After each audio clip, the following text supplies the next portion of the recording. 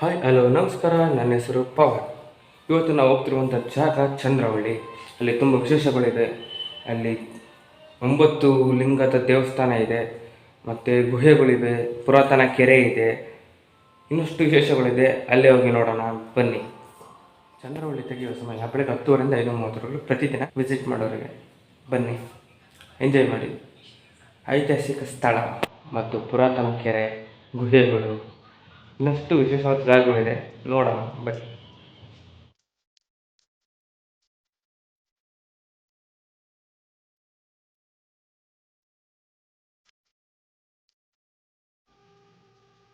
ಚಂದ್ರವಳ್ಳಿ ಚಿತ್ರದುರ್ಗದ ಪಶ್ಚಿಮಕ್ಕೆ ಬೆಟ್ಟದ ಬುಡದಲ್ಲಿರುವ ಹಳೆಯ ನಿವೇಶನ. ಪ್ರಗತ ಐತಿಹಾಸಿಕ ಅಂದರೆ ಲಿಖಿತ ದಾಖಲೆಗಳಿಲ್ಲದ ಮಾನವ ಇತಿಹಾಸದ ಅವಧಿಯಾಗಿದೆ. ಆ ಸಮಯದಲ್ಲಿ ಇಲ್ಲಿ ಮನುಷ್ಯರು ವಾಸವಾಗಿದ್ದರಂತೆ. ಆ ಜನರು ಸುಮಾರು 1,500 ವರ್ಷಗಳ ಕಾಲ ಅಸ್ತಿತ್ವದಲ್ಲಿದ್ದರು. ಇವರಿಗೆ ಅನುಕೂಲಕ್ಕಾಗಿ ಕಟ್ಟಿದ ಕೆರೆ ಈ ಕೆರೆ, ಚಂದ್ರವಳ್ಳಿ ಕೆರೆ. ಇತಿಹಾಸದ ಕಾಲದಿಂದ ವಿಜಯನಗರದ ಕಾಲದವರೆಗೂ ಇಲ್ಲಿ ಊರು ಬೆಳೆದು ಬಂದಂತೆ ತೋರುತ್ತದೆ.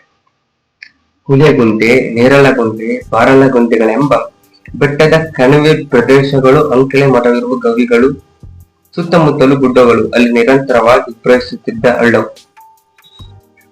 ಪ್ರಾಚೀನ ಕಾಲದಲ್ಲಿ ಜನವಸತಿಗೆ ಅನುಕೂಲವಾಗಿದ್ದವು. ಅದರಿಂದಲೇ ಇಲ್ಲಿ ನವಶಿಲ ಯುಗದ ಜನರಿದ್ದ ಕುರುಹುಗಳು ಕಂಡುಬಂದಿದೆ. ಕುರುಹುಗಳೆಂದರೆ ನಡತೆ, ಮುದ್ರೆ, ಲಕ್ಷಣ, ಲಾಂಛನ, ಸಂಕೇತ, ಗುರುತುಗಳು. ಚಂದ್ರವಳ್ಳಿ ಕೆರೆ. ಚಂದ್ರವಳ್ಳಿ ಕೆರೆ ಚಿತ್ರದುರ್ಗ ಜಿಲ್ಲೆಯಲ್ಲಿದೆ ಮತ್ತು ಇದು ಒಂದು ಐತಿಹಾಸಿಕ ಮತ್ತು ಪುರಾತತ್ವ ಸ್ಥಳವಾಗಿದೆ. ಇದು ಚಿತ್ರದುರ್ಗ, ಕಿರುಬನಕಲ್ಲು ಮತ್ತು ಚೋಳಗುಡ್ಡ ಎಂಬ 3 ಬೆಟ್ಟಗಳಿಂದ ಸುತ್ತುವರೆದಿದೆ.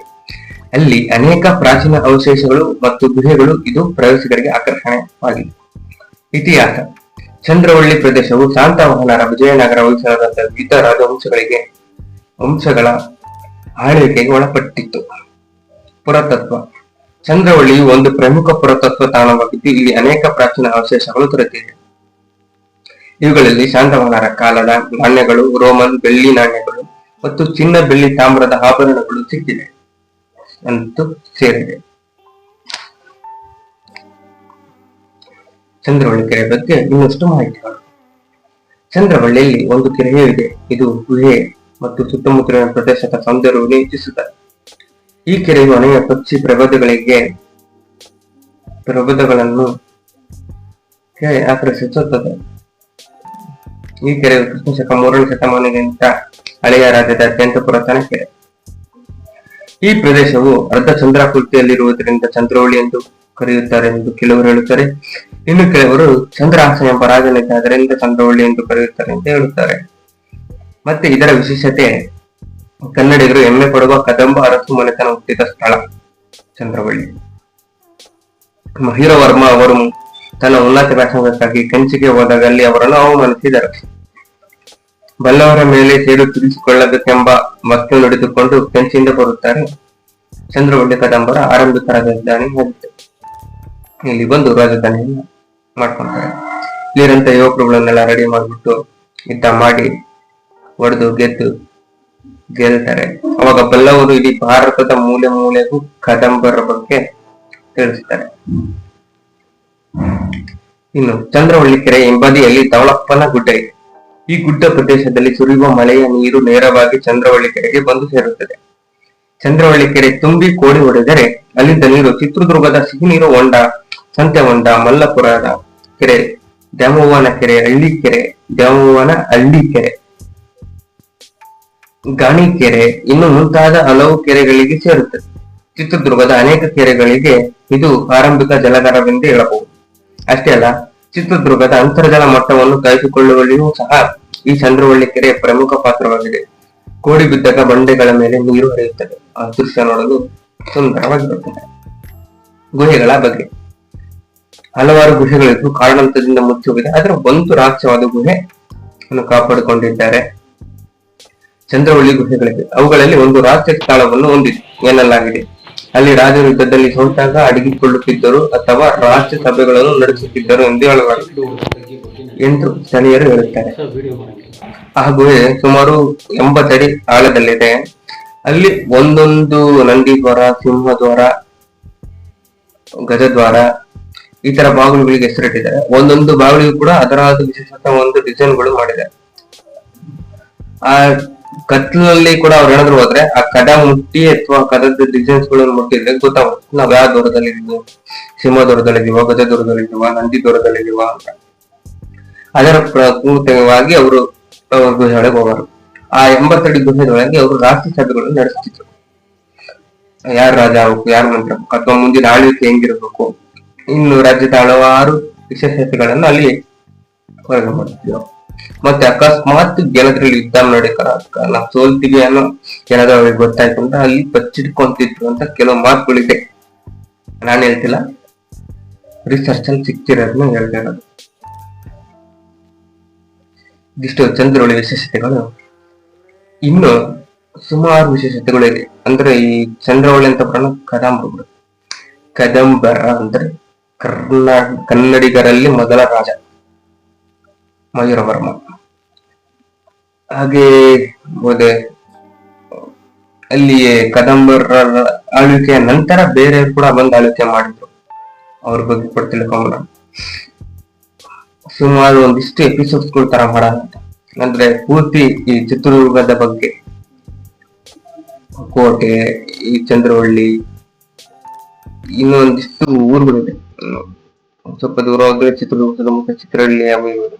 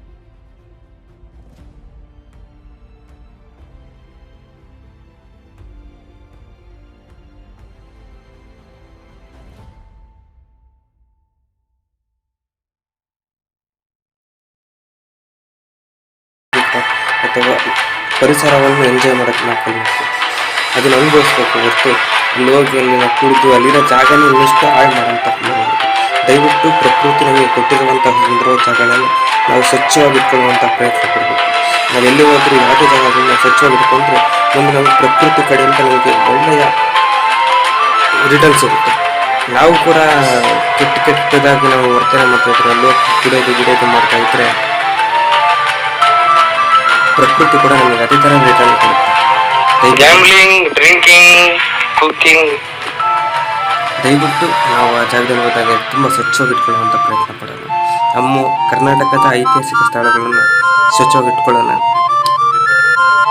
ಪ್ರವಾಸಿಗರಿಗೆ ಖುಷಿ ಕೊಡುವಂತಹ ಸುಂದರವಾದ ಕೆಲಸವನ್ನು ನಾವು ಮಾಡೋಣ ಅಂತ ನಿಮ್ಮೆಲ್ಲರಿಗೂ ಕೇಳ್ಕೊತ ಇದ್ದೀನಿ. ನೋಡಿ ಎಷ್ಟು ಸುಂದರವಾಗಿದೆ ಜಾಗ, ಅದ್ಭುತ. ಹಚ್ಚ ಹಸಿರು ಒಳ್ಳೆ ಕೂತ್ಕೊಂಡ್ಬಿಟ್ರೆ ಏನೋ ನೆಮ್ಮದಿ. ಅದನ್ನ ನಾವೇ ಹಾಳು ಮಾಡ್ಕೊಂತ ಬರ್ತಿದ್ವಿ. ಒಂದಿಷ್ಟು ಜಾಗ ಸಿಕ್ಬಿಟ್ರೆ ಅಲ್ಲಿ ಬರ್ತ್ಡೇ ಪಾರ್ಟಿ ಅವು ಇವು ಅಂತ ಮಾಡಿ ಅದನ್ನ ಪೂರ್ತಿ ಹಾಳು ಮಾಡ್ತಾ ಇದ್ವಿ. ದಯವಿಟ್ಟು ನೀವು ಇಂಥ ಸುಂದರವಾದ ಜಾಗದಲ್ಲಿ ಯಾವುದೇ ರೀತಿಯ ಕೆಟ್ಟ ಅಭ್ಯಾಸಗಳನ್ನ ಮಾಡಬೇಡಿ. ನಾವು ನಮಗೆ ಸಿಕ್ಕಿರುವಂಥ ಮರನ ಸುಂದರ ಉಟ್ಕೊಳ್ಳೋಣ. ರಾಜರು ಮಹಾರಾಜರು ಕೂಡ ಉಳಿಸ್ಕೊಂಡು ಬಂದಿರೋದನ್ನ ನಾವು ಇನ್ನೊಂದಿಷ್ಟು ಪೀಳಿಗೆಗೆ ತೋರಿಸ್ಬೇಕು ಅಂದರೆ ಮುಂದಿನ ಇನ್ನೊಂದಿಷ್ಟು ಶತಮಾನಗಳ ಕಾಲ ಈ ಜಾಗ ಉಳಿಬೇಕು, ಈ ಜಾಗನ ಜನ ನೋಡಬೇಕು, ಅನುಭವಿಸ್ಬೇಕು ಅನ್ನೋದು ಇತ್ತು ಅಂದ್ರೆ ನಿಜವಾಗ್ಲೂ ಹೇಳ್ತಾ ಇದ್ದೀನಿ. ನಾವು ಜಾಗನ ಸುಂದರವಾಗಿ ಇಟ್ಕೊಳ್ಬೇಕು. ಅಂದ್ರೆ ಇವಾಗ ನಾವು ನೋಡ್ತೀವಿ, ನಮ್ಮ ಮಕ್ಕಳು ನೋಡ್ತಾರೆ, ನಮ್ಮ ಮೊಮ್ಮಕ್ಕಳು ಆ ಜಾಗ ಎಲ್ಲ ಹಾಳಾಗಿರುತ್ತೆ, ಆ ಜಾಗ ಎಲ್ಲ ಕೊಳ್ತೋಗಿರುತ್ತೆ, ಯಾರು ನೋಡಕ್ಕೆ ಇಷ್ಟಪಡೋಲ್ಲ. ನಿಜ. ಅದಕ್ಕೋಸ್ಕರ ನಾವು ಜಾಗವನ್ನು ಸ್ವಚ್ಛವಾಗಿ ಇಟ್ಕೊಳ್ಳುವಂಥ ಪ್ರಯತ್ನ ಮಾಡೋಣ. ಇನ್ನೊಂದಿಷ್ಟು ಪೀಳಿಗೆಗಳಿಗೆ ಅಥವಾ ಇನ್ನೊಂದಿಷ್ಟು ಕಾಲಘಟ್ಟವರೆಗೂ ಮುಂದೆ ತೋರ್ಸೋಣ. ಅಲ್ಲಿಂದ ಅವರ ಜವಾಬ್ದಾರಿಯಿಂದ ನೋಡ್ಕೊತಾರೆ ಅನ್ನೋ ನಂಬಿಕೆ ಇದೆ. ದಯವಿಟ್ಟು ಸಿಕ್ಕಿರುವಂಥ ಅವಕಾಶ ಅಥವಾ ಸಿಕ್ಕಿರುವ ವರವನ್ನು ನೀಟಾಗಿ ಪಾಲಿಸೋಣ. ಜೈ ಹಿಂದ್, ಜೈ ಕರ್ನಾಟಕ.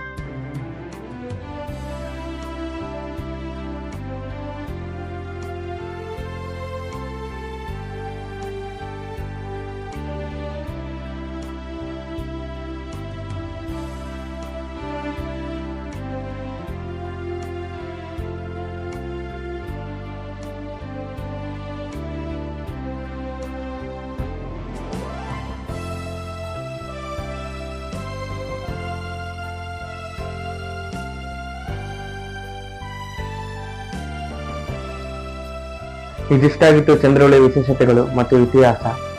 ಅಲ್ಲಿ ಅದೊಂದೇ ಗುಹೆ ಅಲ್ಲ, ತುಂಬಾ ಗುಹೆಗಳಿವೆ. ಕಾರಣದಿಂದ ಮುಚ್ಚಿ ಹೋಗಿದೆ. ಆ ಗುಹೆ 80 ಅಡಿ ಆಳದಲ್ಲಿದೆ. ಅಲ್ಲಿ ರಾಜರು ಗುಪ್ತ ಸಭೆ ನಡೆಸ್ತಿದ್ರು, ಮತ್ತೆ ಯುದ್ಧದಲ್ಲಿ ಸೋತು ಹೋದಾಗ ಅಲ್ಲಿ ಅಡಿಕೊಳ್ತಿದ್ರು ಅಂತ ಮಾತು ಕೂಡ ಇದೆ. ಚಂದ್ರಾಸನ ರಾಜ ಇದ್ದ, ಅದಕ್ಕೆ ಅಲ್ಲಿ ಚಂದ್ರವಳ್ಳಿ ಅಂತ ಹೆಸರು ಬಂತು ಅಂತ ಕೆಲವರು ಹೇಳ್ತಾರೆ. ಕೆಲವರು ಅಲ್ಲಿರುವಂತ ಬೆಟ್ಟದ ಗುಡ್ಡಗಳಲ್ಲಿ ಚಂದ್ರ ಆಕಾರದಲ್ಲಿದೆ, ಅದಕ್ಕೋಸ್ಕರ ಚಂದ್ರವಳ್ಳಿ ಅಂತ ಬಂತು ಅಂತ ಹೇಳ್ತಾರೆ. ಹಾಗಾಗಿ ಅದಿಷ್ಟೇ ಅಲ್ಲದೆ 1500 ವರ್ಷಗಳ ಹಿಂದೆನೂ ಅಲ್ಲಿ ಮನುಷ್ಯರು ಇದ್ರು ಅನ್ನೋದಕ್ಕೆ ಕುರುಹುಗಳು ಸ್ವಲ್ಪ ಸಿಕ್ಕಿದೆ. ಅಂದ್ರೆ ನಾಣ್ಯಗಳು, ಲಾಂಛನ,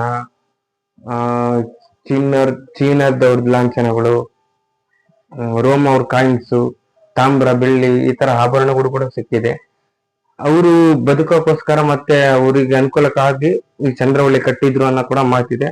ಇದು ರಾಜ್ಯದ ತುಂಬಾ ಹಳೆಯ ಕೆರೆ, ಮತ್ತೆ ಇದು ರಾಜ್ಯದ ಮೊದಲ ಕೆರೆ ಅಂದ್ರೂ ಕೂಡ ತಪ್ಪಾಗೋದಿಲ್ಲ. ಈ ಕೆರೆ ಚಿತ್ರದುರ್ಗದಲ್ಲಿರುವಂತಹ ಸಿಹಿನೀರು ಹೊಂಡ, ಸಂತೆ ಹೊಂಡ, ಮಲ್ಲಪುರ ಕೆರೆ, ಇವಿಷ್ಟು ಸುತ್ತಮುತ್ತ ಇರುವಂತ ಕಡೆಗೆ ನೀರು ಕೂಡ ಇದರಿಂದನೇ ಹೋಗುತ್ತೆ. ಕೋಡೆ ಹರಿದು ಹೋದ್ರೆ ತುಂಬಾ ಬಂಡೆಗಳಲ್ಲೆಲ್ಲ ನೀರು ಹರಿತಿರ್ತೈತೆ, ದೃಶ್ಯ ನೋಡಕ್ ತುಂಬಾ ಖುಷಿ ಆಗುತ್ತೆ. ಇದಿಷ್ಟು ವಿಷಯಗಳೆಲ್ಲ, ಇನ್ನಷ್ಟು ವಿಷಯಗಳನ್ನ ತಿಳ್ಕೊಳ್ಳೋಣ. ಕರ್ನಾಟಕದಲ್ಲಿ ಎಷ್ಟು ಇತಿಹಾಸಗಳಿದೆ ಗೊತ್ತಿರೋದೆ. ಅದನ್ನ ನಾವು ಕೆದಕಿ ತಿಳ್ಕೊಂಡು ಹೋದ್ರೆ ಹೊಸ ವಿಷಯಗಳು ತಿಳ್ಕೊಳ್ಳೋಣ. ಇದೇ ರೀತಿಯ ವಿಡಿಯೋಗಳಿಗಾಗಿ ದಯವಿಟ್ಟು ನಮ್ಮ ಚಾನಲ್ ಸಬ್ಸ್ಕ್ರೈಬ್ ಮಾಡಿ, ಲೈಕ್ ಮಾಡಿ, ಹಾಗೆ ಈ ವಿಡಿಯೋ ಹೆಂಗ್ ಅನಿಸ್ತು ಅಂತ ಕಮೆಂಟ್ ಮಾಡಿ. ಜೈ ಹಿಂದ್, ಜೈ ಕರ್ನಾಟಕ. ಮತ್ತೆ ಸಿಗೋಣ.